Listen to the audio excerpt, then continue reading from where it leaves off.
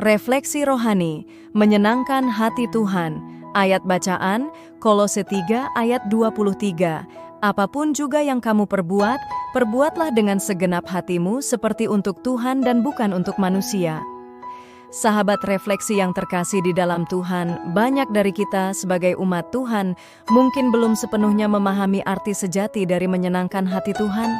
Dalam kehidupan sehari-hari, kita seringkali menganggap bahwa perbuatan baik yang kita lakukan, yang diakui dan diapresiasi oleh manusia, sudah cukup untuk dianggap menyenangkan hatinya.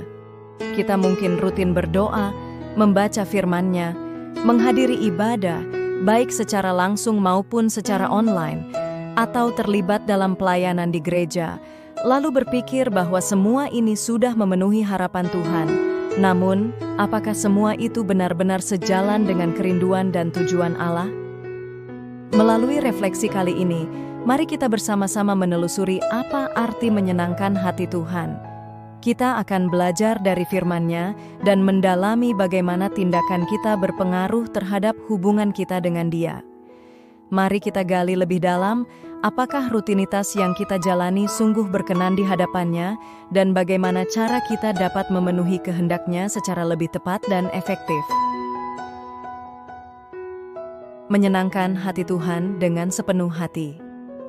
Kolose pasal 3 ayat 23 mengajarkan kita bahwa setiap perbuatan, sekecil atau sebesar apapun, harus dilakukan dengan sepenuh hati seperti untuk Tuhan. Ini berarti bahwa seluruh aspek kehidupan kita, pekerjaan, hubungan sosial, serta pelayanan rohani harus dipersembahkan dengan sikap tulus dan tanpa pamrih. 1 Samuel pasal 16 ayat 7, firman Tuhan katakan, sebab bukan yang dilihat manusia yang dilihat Allah, manusia melihat apa yang di depan mata, tetapi Tuhan melihat hati. Tuhan tidak hanya melihat apa yang kita lakukan, tetapi lebih dari itu Ia melihat hati kita. Perbuatan yang baik saja tidak cukup jika motivasi di baliknya didasarkan pada keinginan manusiawi, seperti pengakuan, keuntungan, atau popularitas. Menyenangkan hati Tuhan berarti memberikan yang terbaik sebagai bentuk ibadah kepada-Nya. Rutinitas rohani yang menyenangkan hati Tuhan. Berdoa, membaca firman, dan ibadah adalah bagian penting dari kehidupan rohani kita, tetapi bukan semata-mata ritual. Kita harus mengevaluasi motivasi di baliknya. Dalam Injil Matius pasal 6 ayat 6 kita diingatkan, tetapi apabila engkau berdoa, masuklah ke dalam kamar, tutuplah pintu, dan berdoalah kepada Bapamu yang ada di tempat yang tersembunyi. Maka Bapamu yang melihat yang tersembunyi akan membalasnya kepadamu. Menyenangkan hati Tuhan berarti menjadikan waktu bersamanya sebagai prioritas, bukan sekadar kewajiban. Tuhan menghendaki ketulusan dalam setiap ibadah, bukan hanya tindakan yang dilakukan secara mekanis. Pelayanan yang berkenan di hati Tuhan, terlibat dalam pelayanan gereja atau komunitas-komunitas rohani lainnya adalah panggilan kita, tetapi Tuhan lebih memedulikan kualitas pelayanan kita daripada kuantitasnya. Di dalam Injil Markus pasal 10 ayat 45, firman Tuhan katakan, karena anak manusia juga datang bukan untuk dilayani, melainkan untuk melayani, dan untuk memberikan nyawanya menjadi tebusan bagi banyak orang.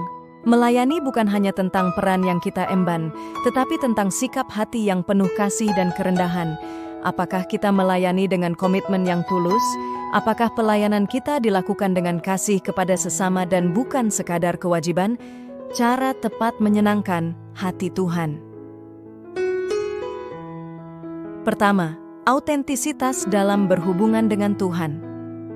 Firman Tuhan mengingatkan kepada kita di dalam kitab Yeremia pasal 29 ayat 13. Dan apabila kamu mencari aku, kamu akan menemukan aku, apabila kamu menanyakan aku dengan segenap hati.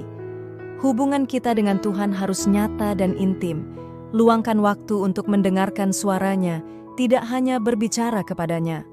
Praktekkan ketulusan dan kerendahan hati dalam setiap aspek hidup. Kedua, melakukan firman, bukan sekadar mendengar. Yakobus 1 ayat 22 mengatakan, tetapi hendaklah kamu menjadi pelaku firman dan bukan hanya pendengar saja, sebab jika tidak demikian, kamu menipu diri sendiri. Tidak cukup hanya mendengar firman Tuhan, kita harus menerapkannya dalam kehidupan sehari-hari. Ini berarti tindakan sederhana seperti menolong orang yang membutuhkan, mengasihi sesama, dan hidup dalam kebenaran. Yang ketiga, mengutamakan kasih dalam segala hal. Di dalam 1 Korintus pasal 13 ayat 2-3, firman Tuhan mengajarkan, "Sekalipun aku mempunyai iman yang dapat memindahkan gunung, tetapi jika aku tidak mempunyai kasih, aku sama sekali tidak berguna." Kasih harus menjadi pendorong utama dalam setiap tindakan kita. Tuhan adalah kasih, dan ketika kita mengasihi orang lain, kita mencerminkan karakternya. Sahabat yang terkasih, kesimpulan yang bisa kita ambil melalui refleksi kali ini adalah menyenangkan hati Tuhan bukan hanya tentang memenuhi kewajiban rohani, tetapi tentang memiliki hati yang tulus, sepenuhnya terlibat, dan berkomitmen dalam hubungan kita dengannya. Setiap tindakan sekecil apapun dapat menjadi ibadah kepada Tuhan jika dilakukan dengan motivasi yang benar dan hati yang penuh kasih. Tuhan melihat hati, bukan sekadar perbuatan. Itulah yang paling penting di hadapannya. Sahabat yang dikasihi Tuhan, mari kita terus mencari cara untuk menikmati kehadiran Tuhan dan menyenangkan hatinya.